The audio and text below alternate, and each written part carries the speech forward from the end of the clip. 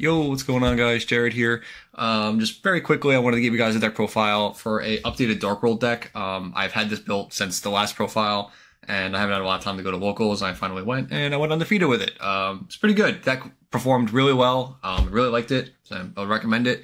I will say though, this deck does not, like in the main deck at least, it does not have like a contingency plan for like draw and shifter. Those cards still suck. You just play the best that you can. Pray they don't have it. It's the Dark World 101, so don't like expect some different type of version. This is still a version that's going for the Cerulli hand loop, something to keep in mind. There's another version on Sunny's channel. I can probably link it down below. That has a different version that's not doing the hand loop. That's just making more of a board breaker, consistent build. But this is like all gas, drawing out your entire deck, go crazy. Really, really fun. For you, your opponent doesn't watch you, but it's really fun. It eats through single interruption hand traps. Like it's nothing. Things like Ash Blossom, Veiler, Imperm, Ogre, like all that stuff. You can just like chew through them. It's crazy. I was hand trapped like multiple times. It just does not matter because this deck is just that insane. So yeah, I'm gonna get more into it as we go through the card by card. But if you guys enjoy, please subscribe. I would greatly appreciate it. So yeah, really briefly, I only play one Grapha. I think this is like the worst card in your deck. When I played more of it, I was bricking on it, so I cut it to one. A card that is much better than Grapha is Rainbow. So I played 3 Rainbow because this is a card you want to draw because it actually gets you value, and it has the best part of Grapha, which is the bounce effect. That's how you get your advantage. That's how you get your free discards, and you just accrue advantage over the game as you're going because Rainbow and Grapha are constantly bouncing, and you are just constantly linking them off to get more value, etc., etc. You have to play Grapha just because it's required for the fusion. So it's really the reason he's in here. If this did not require him, I wouldn't even play him, to be honest, but at least in the main deck. But because of this, I have to play him. So it's fine. And then for Rainbow targets, it's the Grapha himself, and then these 2 Silvas. That's it. Nothing more, nothing less. I don't think you need more than this. This is just how you get it going. You can, like, ideally, you want to have Rainbow to get Silva. Then you have a guy that you can special indefinitely, and Rainbow to constantly bounce it. So you have infinite now fodder for link materials, which is a big thing in this deck, of course. So yeah, so that is it for those. And then we have 3 copies of Snow. This is obvious. I really don't need to explain it. 3 copies of Genta. Again, just obvious. This card's absurd. Not once per turn in the hand. It's ridiculous. And then I said we were doing the hand root build, so we're doing 1 copy of Cerulli. Again, this is all you need. There is like an argument to play 2 for like a certain scenario. As of now, I don't think it's needed because like the worst hands have Cerulli in it, and it's annoying. So like playing more than 1. It seems too risky to play more than 1, so I like the 1 copy of it for now. For Dangers, I actually put a really confined package.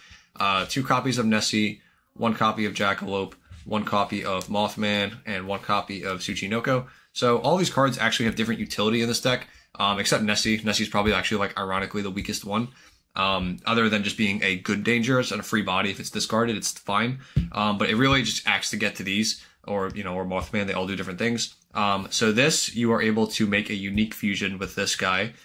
This, you are able to make a unique link monster with him. Not with him, but like once you go through him, it opens up the door to a link monster that's really good with him. And he opens up the door to rank 4s like Dugaras and things like that.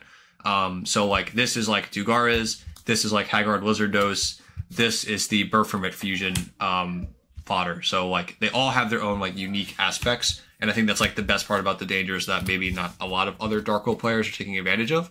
But they all come up in their own unique stances. They're really, really good. I don't know how else to describe it. I don't want to play more though, because a lot of the times, like, I don't want to play the game of like, oh, my opponent just got lucky with danger hits and I just automatically lose. That seems terrible. So I think like just like a okay number, like maybe you say like 1 or 2 in your opener, like tops. Like I like 5 is like ideally 1, and then you just kind of, as you're drawing, you just see them and you're like, okay, this is fine. Like they're manageable. And then for like the thing that I feel like is very different is the Toon Summon Skull with the 3 Toon tables. So again, this is just math, right? When you're playing a Dark World deck that's like this, you are doing it's all math. Everything's math, and you have like probably like 6 to 8 slots that are like not usable in a way. So you just want to fill those slots with things that aren't going to get in your way. So we went it back to kind of like a Royal Magical Library type of idea, where we're just taking slots out of our deck so that we can draw better cards. In that same vein, we have like obviously Toon Table for Summon Skull. Summon Skull is good for both Gates of Dark World to discard it. You can pitch it off of the Archives 2 to draw 2. You are able to banish it off of War, so it has utility to get rid of it. Obviously, because it's a card destruction as well, but that's obvious. So it's fine. Like, just being a Dark Fiend, you can also use it as fusion material for Grapha, which is very nice. So, again, it's multi-purpose. I like it a lot. Yeah, it was just good. I have no complaints. In the same vein of keeping your deck as consistent as possible, we have 3 copies of Upstart Goblin, 1 copy of Chicken Game, 1 copy of Terraforming. So again, we're just making our deck smaller. Like, our total deck size is ridiculously small, and it lets us draw our quality cards a lot better. And it came up a lot today. Like, throughout the whole time I've been playing this deck, I've been playing Dark World for like months now at this point, and this build has been, like, time and time again, works very, very well for me. And then again, even more cards that are just like going through your deck is 3 Allure Darkness. Obviously, we put like 1,000,000 dark monsters in here, and then spells that search dark monsters. So like Allure is just an obviously shoo-in. It's just 2 more cards deeper that lets you just find the pieces that you're missing, which is so strong. So like, it's just crazy when you're not getting drolled or shifted. The amount of stuff that you can go through is just insane. And then of course we have 1 card destruction. I'm so iffy on this card. This card is either the best card in the deck or the worst card in the deck, but it's in here because I can't find anything better than it right now. So it's fine. It did well today. I used it a couple times. It bathed out Ash Blossoms really well, so it's fine. Yeah, like, no complaints about it. Dark World Accession. I don't like playing more than 1 of this card. This is another one of those cards that I think can trap you if you're going for like the Cerulli version, because you're trying to draw through your entire deck, and when you start drawing multiples of cards, that's where you start losing, because you need every card to be live for at least like probably like the first quarter of your combo to at least get it going. So when you have like multiple Ascensions, multiple Graphas, multiples of just cards that don't do anything, like Dangers, Missing, all that stuff, it really is detrimental to the whole line.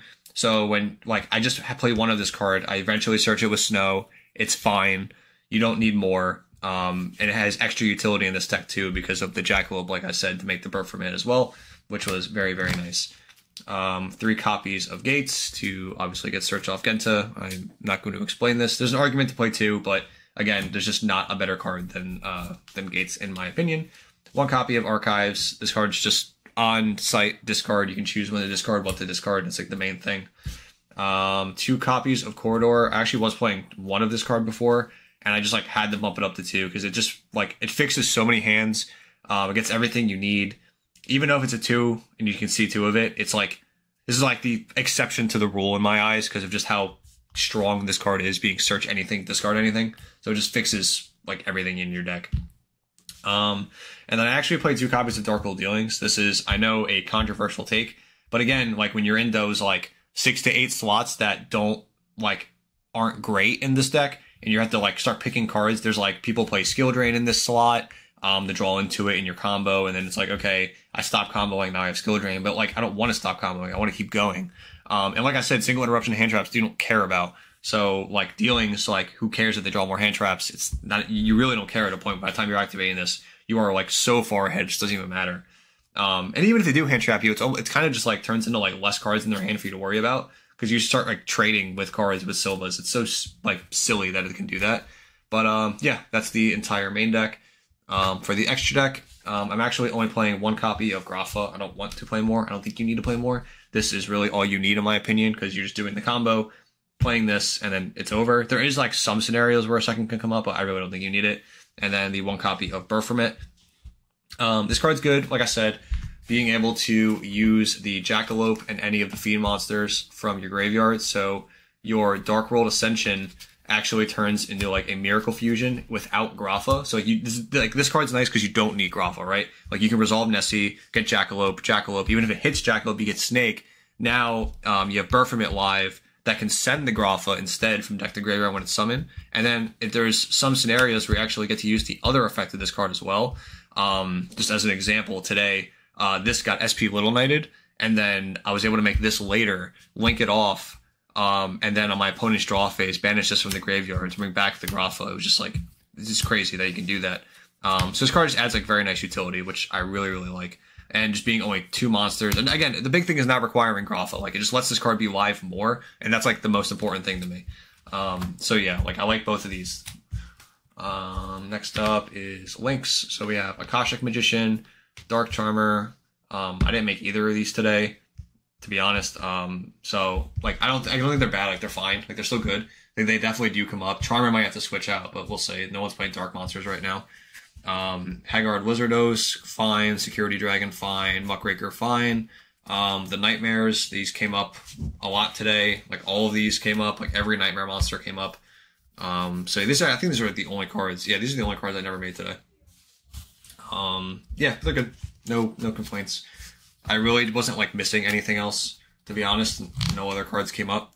One access code, one Apo, just like Link 4s that you have like 2 Link 4s. So like, I guess like the idea, right, is with these 3 is like, you have like a Link 4 that's like when you're locked in the Fiends with Muckraker, if you get like an unoptimal start, you're still able to go like Nightmare Griffin and lock your opponent out, and still make a board with like Griffin plus Grapha, right? That's like the worst board you're probably going to make is these 2. And then if you're not locked out Muckraker, you can just make like Apo with like a Nightmare Phoenix and like maybe still Griffin or, you know, something like that. You get like a lot of value. And then like when you're going for kill, access code, which is nice. Access code's really nice in this deck because you actually get to play like all the attributes. Like there was a game I had like wind, water, dark, earth, fire, and wind, right? Yeah. Like I actually had all of them in the graveyard and I was able to just like destroy like everything. It was crazy. Like that was cool. But yeah, so that's it for the extra deck. People are probably going to say like, oh, you didn't playing like Saryuja or something. Well, like I said, I'm not playing danger monsters, like a lot of them. So like these extra floating bodies, like you just don't have to mess around with, right? Like you have to be pretty conservative about what you have and like when to use it. So stuff like the Wizardos being like an extra draw, like comes up a lot. It's like really important. And then like even just like making Muckraker just to get like the Grapha and the what's it called, the Rainbow back in graveyard to be able to just like keep going after that and then make something like Security under it just as like a link that points down. Same thing with Haggard, and then be able to, you know, just like Cerulei them and then like Security back to Cerulei and then bounce back to Sylvan and just do it again. Yeah, just really, really good. It sets up very nicely. Like all these links that point down, like these 2 that point down, set everything up very nicely. All these like just very, very good just to co-link with Security. So I like this a lot. It worked out really well. And then Dugaras and Zombie Vampire. There's a cool line with Zombie Vampire where you can use Dark Charmer to take one of their monsters and then make Zombie Vampire with it with Rainbow, because it doesn't matter the level, because Zombie Vampire's effect, like hidden effect, you can use your opponent's card as a level 8 monster, which is cool. Hasn't come up because Dark Charmer hasn't come up because people are not playing Dark decks right now, but something to keep in mind. I think it's neat. And then Dugaras, obviously Dugaras in here, it's broken. It's not a spicy tech. And then for the side deck, very quickly, 2 Puppetry. I decided to go with like a board breaking build for going second. So I played 2 more Grapha and 2 more Ascension because these cards are like broken going into a board. They just like push so much pressure on between like popping stuff, putting up like an Omni Negate, a card that they don't want to kill. It's like so good. Pod Desires for just like the +1, which is really, really strong. And then for like the like going first or stuff that can just kill you or shifter you, like these cards are usually pretty strong. And then I also have 2 Solemn Judgment in here. I never put these in today. These probably don't even need to be this, but it's just whatever. These are like the real MVPs of like the trap cards, I would say. And these were the MVPs of like going second, breaking boards, because you're not going to really lock them, right? So a lot of the times you can take out like 3 Toon Table, Toon Summon Skull, Cerulei, and then like a Terraforming or something for like these 6. And then it just puts like a lot of pressure because you have like so much more draw power, so much more board breaking capability and stuff like that. And then obviously for decks that are just like good in the graveyard, like Puppetry is like really solid. So that is it for the deck. That is everything that I can think of off the top of my head. It's a very different type of Dark World build. I know it's like still Cerulei, but I feel like I don't see a lot of people doing the stuff that I'm doing with like Jackalope, Ascension, Toon Tables, just everything under the sun. I don't know. It's cool. I like it a lot. It's really fun. I feel like this is a deck I can just like have made, put aside, and I like don't have to touch it. It could just, it's like always solid no matter what the format is, unless you start hitting stuff. But this is a deck that can only exist because of Konami's laxness, like being so lax about cards like Allure, Chicken Game coming back now with Terraforming, Upstart Goblin being at 3, still 3 Toon Table. Like all these cards just trade so well going into your deck. Like even like resolving something like Genta for, you know, gates, then draw a card, get back to Genta. it's just like you dig so much that like the actual meat of the deck, it's so hard to not draw into this to what you need. It's crazy the math in this deck, how strong it is. So overall, that's it. Again, if you enjoyed the discussion or the explanation, please subscribe. I would greatly appreciate it. But yeah, that's everything else. That's it. Thanks for watching. Bye, guys.